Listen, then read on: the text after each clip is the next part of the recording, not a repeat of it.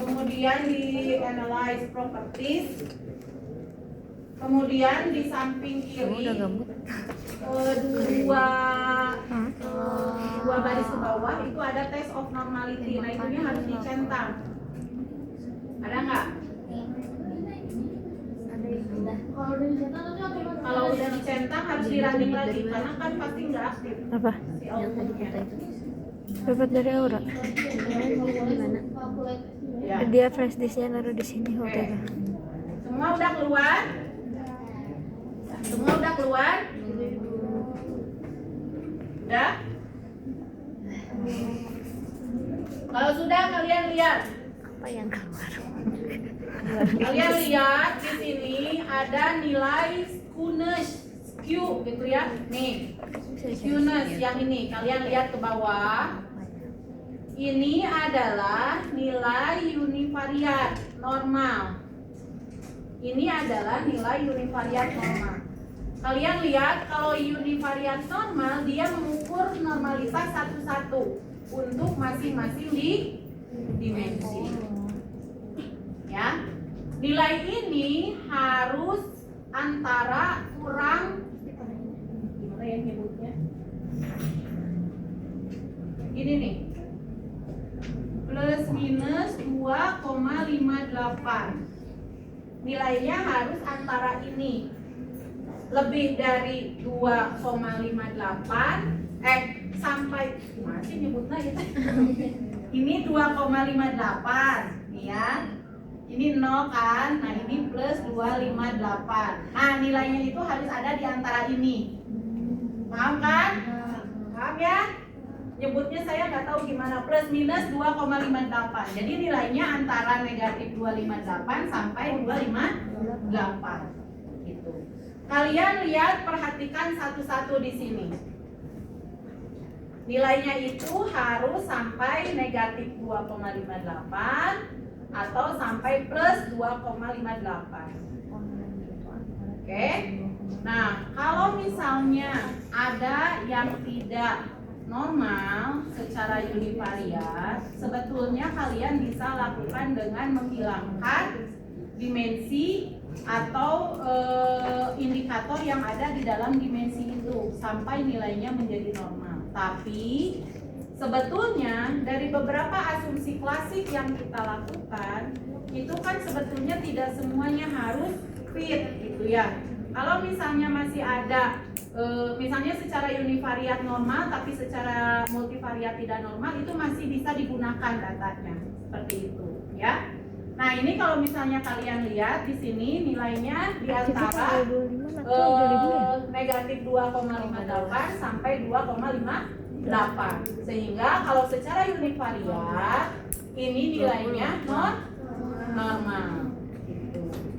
Nah sekarang untuk multivariatnya kalian lihat nilai yang di ujung sini. Nih nilai yang di ujung sini berapa?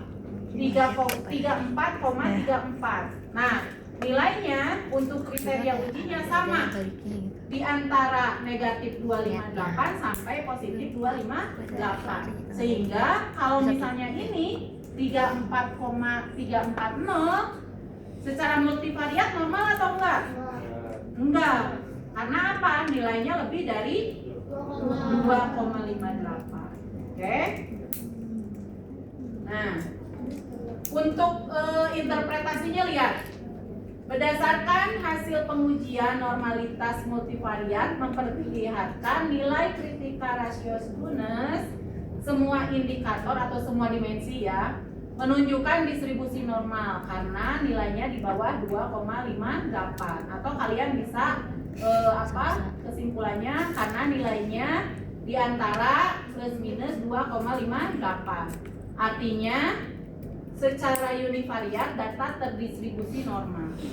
Sedangkan uji normalitas multivariat yang nilainya di atas 2,5 sedangkan uji normalitas multivariat memberikan nilai koefisien 103,774 dengan nilai kritikalnya 34,34 dan nilainya di atas Soalnya dia ngevideoin dan dia kan nggak ngevideoin sehingga jadi nggak bisa secara juga. multivariat Jadi kayaknya misalnya kita input data harus langsung nih itu kayaknya ya. Jadi Tapi pada di saat remote, kalian mau soalnya kemarin mah langsung responsif kan data, kayak nilainya itu kriteria ujinya itu harus selalu kamu udah bisa belum? bahwa selalu ada Bisa Ki, gitu. Sehingga masih kan? kita tahu Ya kan tuh. apa yang kita tolak, Kayaknya apa masih yang yang kita ini. terima gitu. Ya, oke. Nah ini secara univariat normal, secara multivariat normal. Nah satu lagi, ini kita lihat nilai outlier. Kok kecil ya? Outlier itu sebetulnya sama dengan heterokedastisitas. Kalau di regresi gitu ya. Kita ingin melihat dari sebaran data. Data itu kan harusnya tersebar di sini ya. Ya kan? Data yang normal itu kan tersebar di sini. Nah, outlier itu kita ingin melihat apakah ada data yang di sini. Ada data yang di sini. Ini artinya pencilan. Pencilan itu apa? Outlier. Data yang tidak ada di dalam sebarannya. Contoh, kita melihat bahwa data masyarakat miskin di negara kita itu kan kecil ya. Ya enggak? Misalnya ini, tingkat kemakmuran ekonomi nih. Misalnya ada di sini. Ya kan? Kita itu termasuk misalnya tingkat menengah gitu kan, menengah. Pada kenyataannya apa? Masyarakat miskin kita lebih banyak kan? Lebih banyak. Apa yang menyebabkan data ini seperti ini? Karena banyak data pencilan yang dimasukkan. Contoh, misalnya Raffi Ahmad dimasukkan ke sini. Ya jelas saja dia akan menaikkan nilai yang lain. Karena apa? Karena satu orang Raffi Ahmad itu kekayaannya bisa menutup sekian banyak atau sekian juta mungkin ya. Jadi satu orang yang punya pendapatan misalnya atau punya kekayaan misalnya sampai 200 T misalnya dimasukkan kepada masyarakat misalnya yang rata-rata hartanya mungkin hanya 100 juta gitu. Harusnya kan kalau misalnya kita ingin melihat rata-rata ini secara benar, ini kan harus dikeluarkan dulu. Karena apa? Karena ini data pencilan gitu. Ya. Sehingga akan real. Oh, ternyata pendapatan si masyarakat Indonesia itu bukan di sini rata-ratanya, tapi ternyata ada di sini gitu. Karena Raffi Ahmadnya udah dihilangkan. Itu contoh yang ekstrim ya. Nah, di kita juga sama. Misalnya sampel kita rata-rata untuk menjawab pertanyaan satu karena pertanyaan negatif misalnya, rata-rata dia menjawab 1 atau 2 gitu, maksimal di 2 gitu. Adanya di sini kan. Tiba-tiba dia menjawab 5 di sini. Nah, ini data ini yang harus dihilangkan. Karena apa? Karena dia akan merusak distribusi data yang ada. Ya, paham ya? Sehingga kalau misalnya kalian sebetulnya gampang gitu ya mengakali data gitu ya. Sebetulnya untuk mengakali data kalian lihat aja sebaran datanya. Antar jawaban responden itu jangan sampai ada yang tingkatannya itu berbedanya lebih dari 2 tingkat. Misalnya yang satu dia menjawab 1 gitu ya. Berarti untuk pertanyaan yang nomor 1 misalnya sebaran datanya itu di antara kalau nggak 1 sampai 2. Jangan ada yang menjawab 4, 5 gitu. Itu yang akan merusak data. Nah, ini penting kalian lakukan pada saat kalian screening data. Kalian lihat satu-satu. Oke? Nah, untuk uji validitas juga sama. Pada saat kita punya, misalnya kita punya 10 responden nih, 1 sampai 10 misalnya. Misalnya ini si responden 1 menjawab 3. Berarti yang dari nomor 1 sampai 10 ini rata-rata menjawabnya harus 3, 2, 3, 2, 3, 3 gitu. Atau kalau misalnya ke atas berarti 34, 34, 4, 4, 3 gitu. Jadi jangan ada misalnya yang ini 2, ini 5, kemudian 1, kemudian 4. Ini pasti tidak akan valid. Tapi kalau datanya seperti ini sudah bisa dipastikan akan valid. Kalau nggak percaya kalian nanti coba di rumah. Ya. Logikanya apa? Logikanya karena reliabilitas itu apa coba? Kenapa kita harus memiliki pertanyaan yang reliable? Jadi kalau di ke orang yang berbeda jawabannya sama. Betul. Jadi harus konsisten kan? Pertanyaan itu tidak boleh diasumsikan berbeda oleh orang-orang yang berbeda. Pada saat misalnya saya menanyakan, ini warnanya apa? Hitam. Berarti rata-rata kalian harus menjawab hitam. Baru si alat ukur itu benar. Ya, begitupun dengan hipotesis. Pada saat ada yang outlier, pada saat ada yang menjawab di luar distribusinya, gitu ya, itu sudah dipastikan akan sulit untuk menghasilkan model yang fit. Ya, oke ya. Nah, sekarang kita lihat untuk menguji outlier. Kalian buka di Mahalanobis distance, ada nggak? Ada ya? Oke. Pada saat kalian pada saat kalian membuka Mahalanobis distance, kalian akan mendapatkan sejumlah data. Ada P1, ada P2 ya. Ada Mahalanobis D square, kemudian ada nilai P1 dan ada nilai P2. Gelap banget. Nah, itu kalau misalnya kalian urutkan, itu adalah nilai jarak dari mulai yang terkecil gelap sampai yang pas terbesar. disorot ke dia. Atau di sininya nih, Auranya kalian gelap. nanti jangan memasukkan semua yang ada di data Mahalanobis distance itu ke bab 4 karena akan banyak gitu. Itu cukup nanti dilampirkan saja. Nah, yang akan kalian lakukan, kalian buatlah tabel outlier data. Isinya ada nilai Mahalanobis maksimal, ada nilai Mahalanobis minimal, dan ada nilai chi-square-nya. Oke, ada nilai chi-square-nya. Nah, untuk chi-square kalian lihat di gambar. Kalian lihat di gambar. Kalian kan pada saat tadi mengetik title itu kalian mengeluarkan ya, aku nilai baca itu. chi-square kan? Iya. Nah, nilai chi-square itu yang disimpan di Aku tuh sini. ingetnya jam 7 kan terus pas aku Oke? jam anjir siangan gitu. Yang Pas gambar. lihat grup, oh. Bukan nilai chi-square-nya, nilai DF-nya. Nah, ini nih. Kok tadi DF-nya nggak dikeluarkan ya?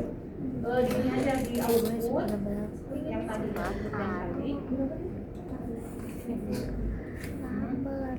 Nah, di analyze sama nilai DF-nya.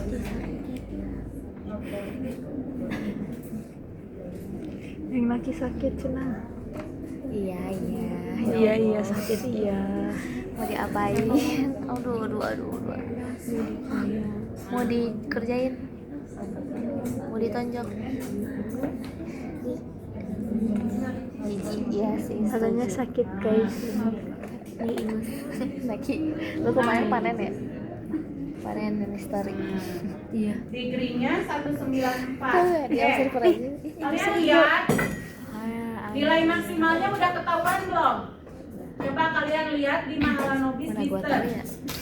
Buka Mahalanobis distance, kemudian kalian lihat nilai Mahalanobis D square. Yang paling atas itu adalah nilai maksimalnya. Berapa? 71,95 sekian ya. Oke. Untuk nilai minimalnya kalian tarik ke bawah, lihat nilai yang paling bawah. 26 0 sekian sekian ya. Berarti sudah ketahuan nilai maksimalnya tadi berapa? 79, sekian ya. Nilai minimalnya 26, sekian. Nah, sekarang untuk nilai chi-square-nya kalian buka Excel.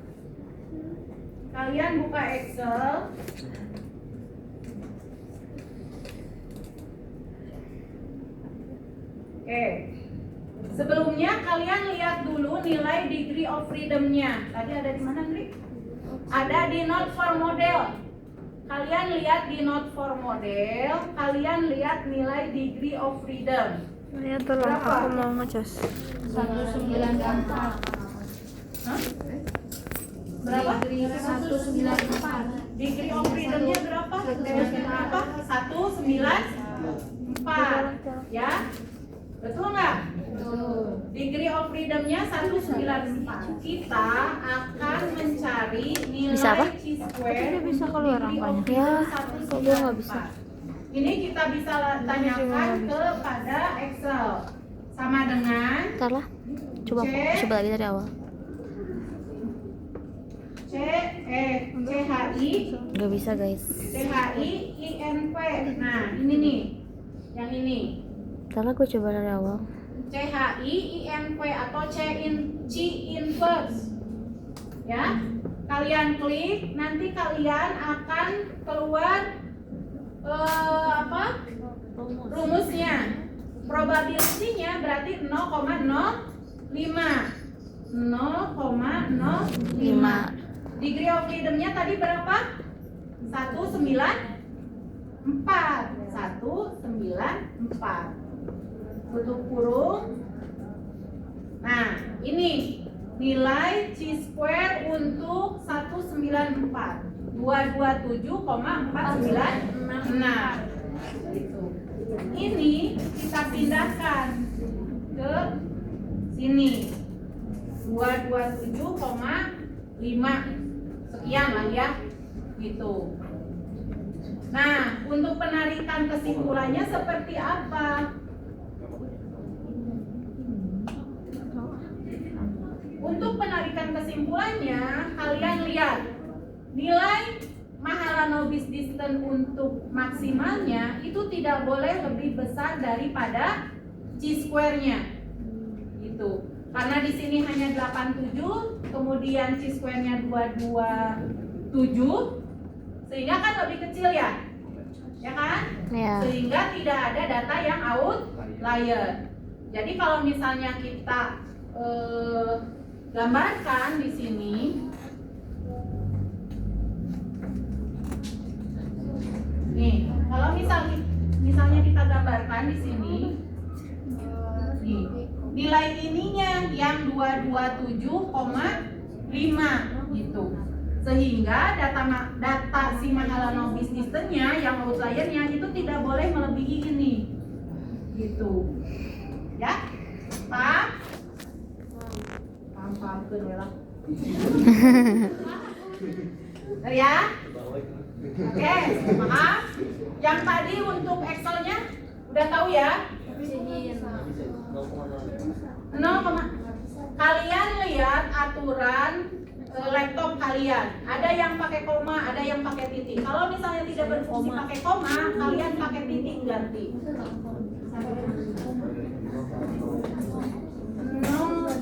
Ini berarti pakai titik. Ininya 0,05. Koma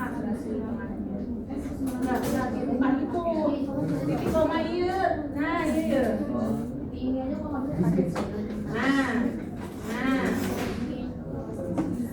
Pak Afifah itu mau ikut ya? Oke. Ya. Yang nggak bisa pakai koma kalian ganti pakai titik. Yang nggak bisa pakai titik koma kalian ganti pakai titik 2. Biasanya itu. Jadi tergantung setelan laptop kalian ya. Iya Ibu. Dah. Baby, tolong. Untuk yang outlier data, angka-angkanya udah ketemu semua. Angka-angkanya udah ketemu semua. Udah. Nah, kita lihat di sini. Untuk untuk interpretasinya kurang lebih kalian seperti ini. Nilai Mahalanobis digunakan untuk menguji outlier multivariat. Parameter yang digunakan nih, parameter itu adalah sesuatu yang diukurnya. Adalah nilai chi-square pada derajat 194. Berarti ini apa? Nilai degree of freedom gitu ya, dengan tingkat signifikansi P 0,05. Nah, nilai Mahalanobis distance untuk chi-square 194 gitu ya, dengan derajat signifikan 0,05 adalah 227,5 gitu ya. Hal ini berarti semua kasus yang mempunyai Mahalanobis distance yang lebih besar dari 227,05 adalah multivariat. Artinya, kalau misalnya ada nilai maksimal atau minimal dari Mahalanobis distance itu lebih dari 227,5, maka terjadi multivariat outlier. Artinya datanya semuanya outlier gitu. Berarti apa ujinya? Kriteria ujinya, kita harus memiliki nilai maksimal atau minimal itu kurang dari 227,5 gitu. Kalau misalnya di sini dilihat nilai Mahalanobis distance-nya maksimal di 87,54, sehingga tidak ada yang melebihi 227,5, sehingga dapat dikatakan tidak ada outlier pada data. Jadi kalau bahasa statistika itu tetap kriteria ujinya harus dikeluarkan. Ya, oke? Sampai sini ada yang mau ditanyakan? Ada yang nilainya belum ketemu? Apa?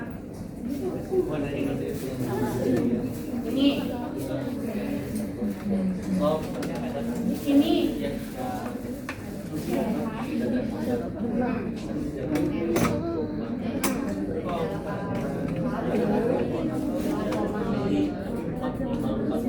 Nah, oke, bagus. Oke, coba perhatikan. Tadi Andri nanya, kalau misalnya ada responden yang menjawab 45, itu baik atau tidak? Tidak. Yang ini apa? Ini satu responden menjawab seluruh pertanyaan atau satu pertanyaan dijawab oleh responden? Satu pertanyaan dijawab oleh responden. Jadi bukan satu responden menjawab 45, tapi satu pertanyaan dijawab oleh responden itu 45 gitu. Misalnya, kalau misalnya ada satu responden menjawab 45 gitu, itu adalah berpola. Kemungkinan besar dia tidak membaca dokumen penelitian. Jadi harus hati-hati. Ya? Paham nggak? Kalau misalnya dari awal ada data yang isinya itu kan ada yang 1, terus ada jombang 5, itu boleh dihapus aja yang satunya. Lihat sebaran datanya. Sebaran datanya lebih kemana? Jangan-jangan semuanya 1, 2. Justru yang 5 yang salah misalnya. Ya? Jadi yang beda ya bisa dihilangkan. Kalau misalnya terlalu banyak datanya, yang mana yang tadi yang 45 satu responden maksudnya, atau yang mana? Yang tadi yang bisa sendiri itu kebanyakan. Yang kalau misal sendiri kebanyakan itu mah bukan misal sendiri atau kumaha. Yang namanya outlier itu kan dia ada di sini gitu. Berarti rata-ratanya ada di sini. Dia lebih dari 1 itu maksudnya. Ya lebih dari 1 itu berapa persennya dari jumlah sampel gitu. Kalau misalnya dia hanya 1% atau 0,1 berarti dia outlier. Tapi kalau misalnya udah 30 itu mah bukan outlier, memang sebarannya aja ada di situ. Oh, misalnya memang mayoritas berdasarkan teks terus isinya tuh kebanyakan tuh tadi dia sebenarnya tuh jelek ya. Kebanyakan. Bentar, ini harus disamakan dulu asumsinya. Asumsinya harus disamakan dulu. Berbeda antara gini. Kalian hati-hati ya. Oke, saya dianggap menjelaskan yang salah gitu. Gini, asumsinya ini satu responden. Oke. Dia menjawab misalnya 54, 55, 54, 4, 4, 4, 4 gitu. Ini kalian harus hati-hati. Kemungkinan si responden itu tidak membaca instrumen. Kemungkinan besar ya, tapi belum tentu juga. Oke? Nah, ini harus dicurigai. Tapi kalau misalnya kalian punya responden sampai 5 lah, jangan banyak-banyak ya. 1, 2, 3, 4, 5. Untuk pertanyaan 1 misalnya, polanya ini bagus nggak? Bagus. Karena apa? Karena artinya satu pertanyaan yang kalian buat itu diinterpretasikan sama oleh seluruh responden. Interpretasinya sama kan?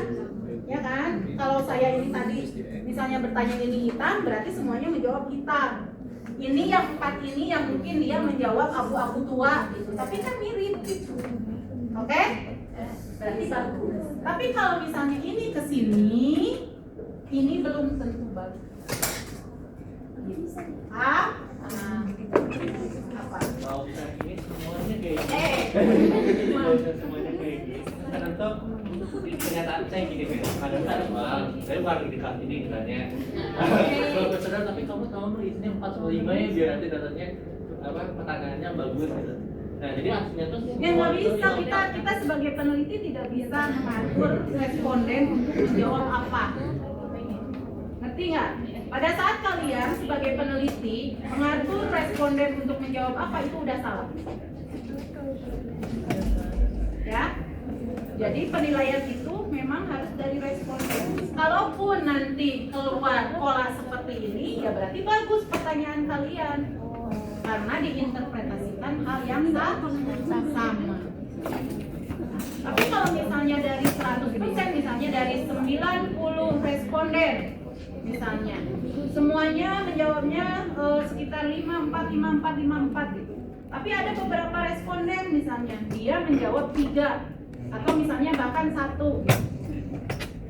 Nah, untuk yang 1 dan yang 3 ini kita harus lihat apakah dia memang betul-betul outlier atau memang misalnya dia tidak terukur sebagai outlier. Nah, itu yang menentukan apa? Yang menentukan nilai ini. Pada saat nilai maksimal dan minimalnya masih di dalam rentang aman outlier, berarti dia masih bisa dimasukkan. Tapi kalau misalnya tadi ada nilai yang betul-betul jomplang gitu ya. Misalnya banyak nih, ada nilai yang outliernya itu sampai 0,8 gitu atau 1% gitu. Nah, biasanya ini yang mengganggu. Tapi kalau 1-2 itu biasanya tidak mengganggu, dia harus distribusi. Ya, paham nggak? Ada lagi yang mau ditanyakan? Jadi kalau misalnya semuanya kayak gitu, tapi hasil dari responden sendiri tapi bagus juga. Bagus aja. Kalau misalnya hasilnya misalnya, oh semuanya 54, 54, 54, ada 3 kadang-kadang, ada 2, ada 1 gitu ya. Tapi rata-rata di 54, ya nggak apa-apa. Selama itu hasil responden ya bagus. Ya, itu. Oke? Nah, ada satu lagi untuk asumsi klasik namanya multikolinearitas. Sebetulnya untuk penelitian multikolinearitas, untuk pertanyaan multivariat, di mana variabel yang terlibatnya banyak, biasanya asumsi klasik yang harus diperhatikan itu justru adalah di multikolinearitas. Karena multikolinearitas itu adalah korelasi sempurna atau korelasi yang sangat baik antara variabel bebas. Itu. Jadi kalau misalnya ada gini nih, ini perasaan saya kemarin udah ngejelasin deh. Ada gini gitu ya. Kemudian ini nilainya 1, ini nilainya 0,9. Inilah multivariat, multikolinearitas. Inilah yang disebut multikolinearitas. Ada hubungan yang sempurna antar variabel bebas. Kenapa tidak boleh ada hubungan yang sempurna antar variabel bebas? Karena nantinya jadi sama gitu loh. Betul. Karena karena diindikasikan datanya berarti sama. Hubungan satu itu kan sempurna. Berarti kalau misalnya di variabel X1 nilainya 10, di X2 10. Di X1 itu misalnya 20, berarti di X2 20. Ini adalah korelasi sempurna. Ini yang tidak boleh karena disinyalir berarti datanya sama. Kalau misalnya secara rasionalnya gini, misalnya saya punya 400 sampel. Datanya kan selalu berpasangan kan? Ini misalnya untuk X1 nih, ini X2.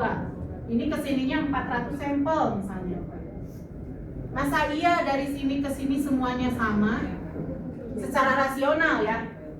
Apalagi kita berkenaan dengan tanggapan, berkenaan dengan persepsi orang. Kayaknya kalau misalnya semirip-miripnya atau sesama-samanya, kalau dari 400 orang nggak mungkin sama 100%. Betul nggak? Itu secara logika. Gitu. Oke? Nah, sekarang kalian lihat coba di apa ya namanya? Observe variable. Udahin lah tuh ketakin observation ini. Sampel mana?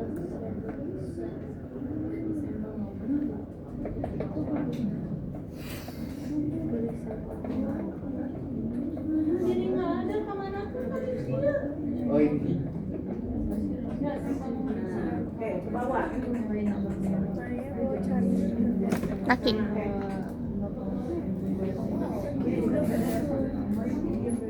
Ini ada yang dia nak.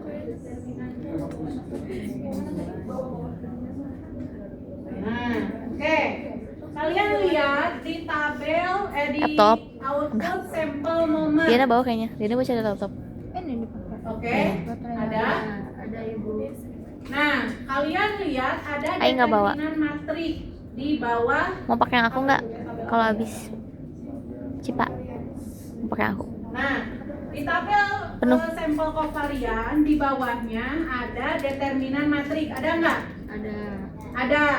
Nah, nilai determinan matrik itu yang akan kita gunakan untuk menguji multikolinialitas. Nilainya tidak boleh 0. Nilainya harus lebih besar daripada 0. Ya, kalau misalnya nilainya lebih dari 0, berarti tidak terjadi multikolinialitas. Nilainya berapapun asal lebih dari 0. Kalau misalnya sudah lebih dari 0, maka tidak terdapat masalah multikolinialitas. Semakin jauh dari 0, semakin baik. Oke? Nah, untuk multikolinialitas, kalian tinggal jelaskan saja, interpretasikan, gitu ya, seperti ini kurang lebih. Nah, di sini kriteria ujinya apa? Kriteria ujinya harus sangat jauh dari 0. Ini nilai pengujiannya, ini kriteria ujinya. Jadi pada saat kalian menguji itu harus selalu ada nilai uji, harus selalu ada kriteria uji. Nah, kemudian tadi dari beberapa uji asumsi klasik, tadi ada yang tidak terpenuhi, yaitu apa? Apa tadi? Normalitas data, khususnya untuk multivariat normal. Sehingga di bawah harus kita simpulkan nih, meskipun data tidak berdistribusi normal secara multivariat, namun dalam dataset sampel secara empiris masih memenuhi asumsi outlier dan multikolinialitas sebagai asumsi klasik utama, sehingga dataset masih layak untuk digunakan dalam analisis selanjutnya. Jadi untuk asumsi klasik, mau diregresi, mau di SEM, mau di PET, kalian harus selalu tutup dengan kalimat seperti ini yang menyatakan apakah datanya fit secara keseluruhan atau ada beberapa hasil asumsi yang tidak terpenuhi, kemudian harus ada kesimpulan apakah datanya bisa dilanjutkan untuk diuji menggunakan alat analisis yang kita pilih atau tidak. Nah, ini di sini misalnya. Sehingga dataset sampel masih layak untuk digunakan dalam analisis selanjutnya. Ya, sampai sini. Lama ya. Udah tinggal setengah jam lagi kalian belum ini. Berarti tugas ya. Iya, Ibu. Tugas nanti kalian lakukan analisis pada model kalian. Kalau misalnya model kalian ada moderasi, kalian hilangkan dulu karena beda. Untuk pengujiannya beda. Kalian hilangkan dulu ya. 3 variabel. Ya, 3 variabel. Untuk semuanya kan sekali. Jadi uji asumsi dan uji SEM-nya nggak seperti di regresi. Kalau regresi kita satu-satu kan, ya. Nah kalau di SEM itu kan sekali jalan. Pada saat kita membuat gambar, kemudian langsung dikalkulasi, nilainya sudah keluar semua, baik untuk asumsi klasik maupun untuk hasil uji hipotesis. Gitu, ya. Oke. Nah, sekarang kita lanjutkan, tapi masih panjang. Kita lanjutkan, Ibu. Udah Ibu.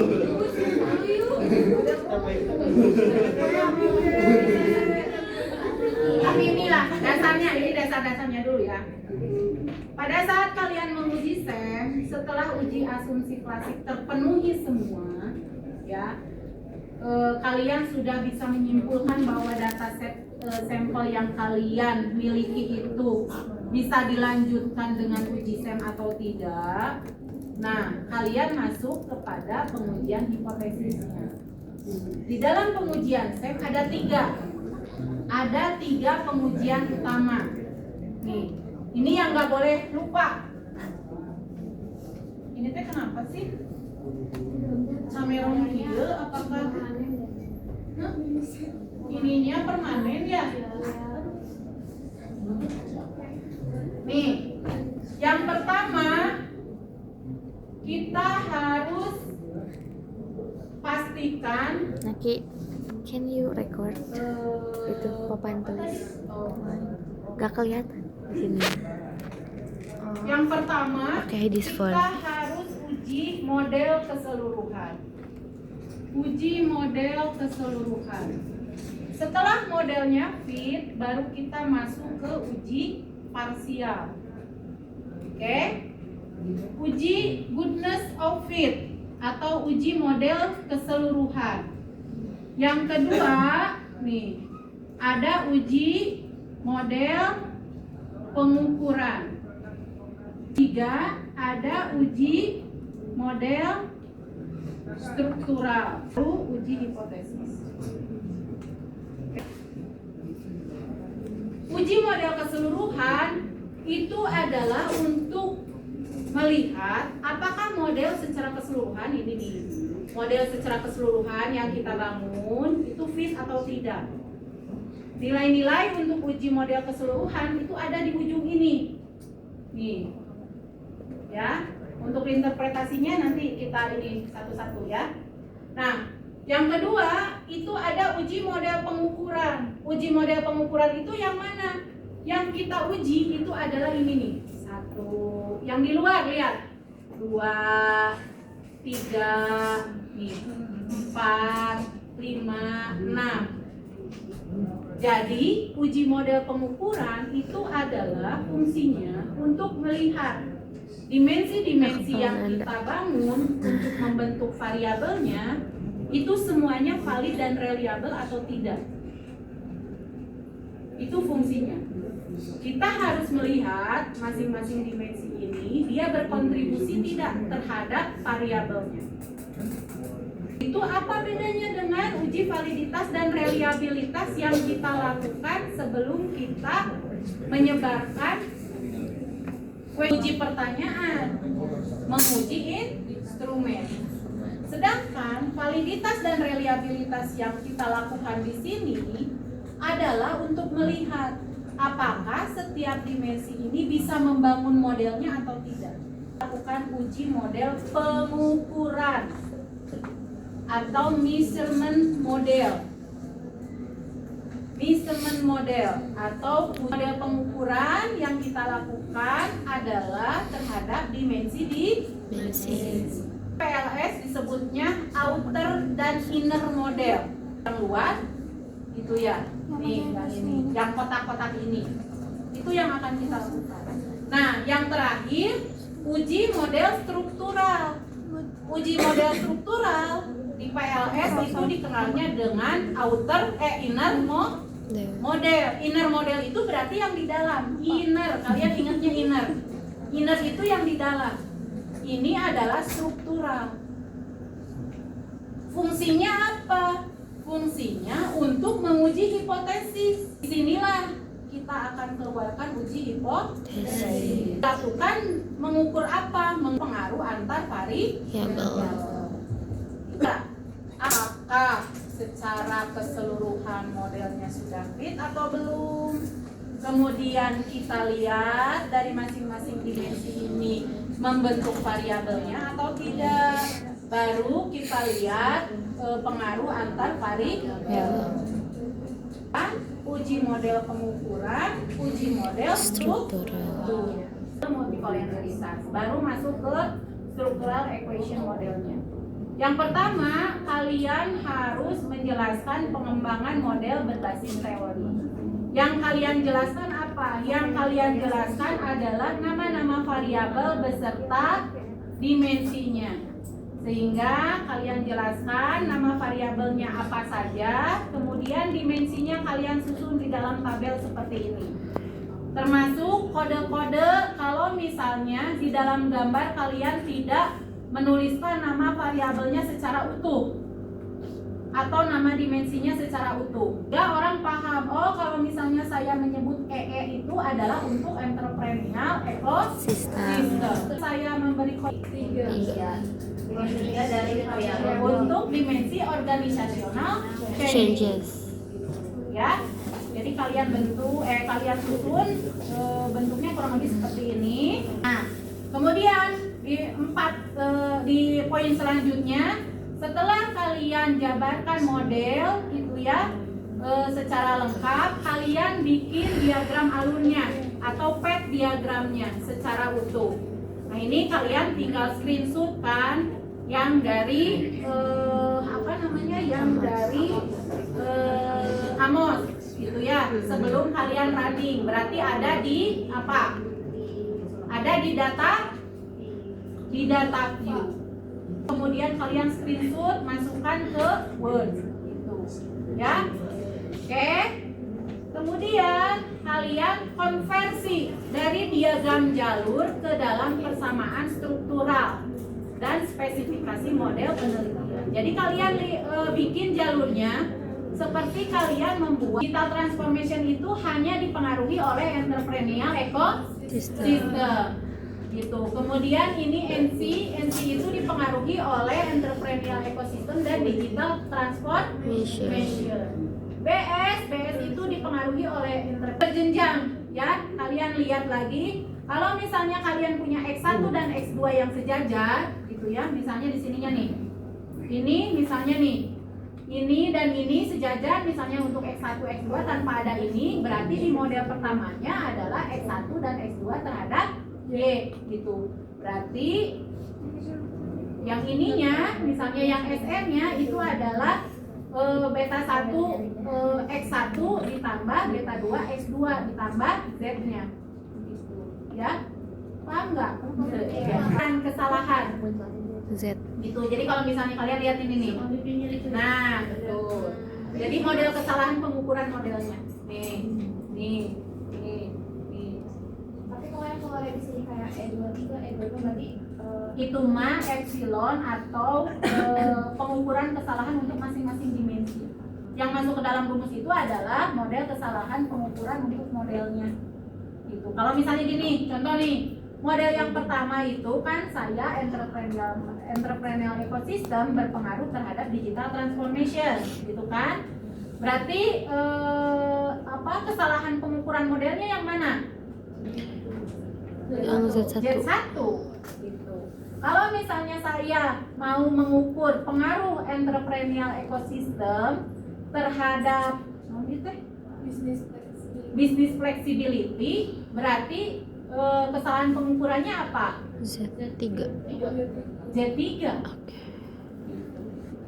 Ya. Oke. Jadi kalian lihat kalau misalnya gini, saya mau mengukur pengaruh entrepreneurial ecosystem terhadap bisnis flexibility dan dampaknya terhadap resilient misalnya. Berarti kesalahan pengukurannya yang mana? Z5. Jadi yang di ujung. Oke? Tapi yang keluar di sini beneran N23 Bu yang di Z itu. Yang mana?